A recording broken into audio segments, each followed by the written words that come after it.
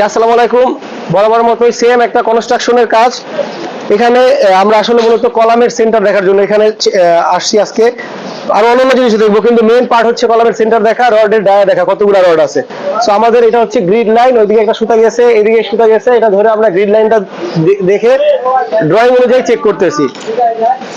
এখানে কত থাকার কথা ড্রয়িং অনুযায়ী? দেখেন তো কত থাকার কথা আছে 9, কাস্টিং এর সব বাদ দিয়ে থাকো 7.5। 7.5। আচ্ছা ঠিক আছে, ওকে। ক্লিয়ার কভার হচ্ছে আমাদের 3 ইঞ্চি, 1.5 ইঞ্চি কভারিং। 1.5 ইঞ্চি কভারিং উপরের ক্ষেত্রে, কিন্তু নিচে 3 ইঞ্চি কভারিং হবে। এটা হলো 2.5 ইঞ্চি কভারিং। 2.5 ইঞ্চি কভারিং হবে, ওকে। তাহলে আমার আছে টোটালি 7.5 থাকবে। 7.5। আচ্ছা এখানে 7.5 আছে, ওকে।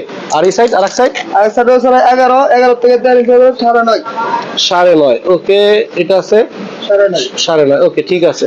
আর রড সংখ্যা এই সাইডে আছে একটা, সংখ্যা হলো আপনার 9টা। 9টা, আচ্ছা। 2 4 6 8 10, এই পাশে আছে 10টা, আর এই পাশে আছে 1 2 3 4 5 6 7 8 9 9 টোটাল হচ্ছে আমার 36টা। জি ঠিক আছে, জি।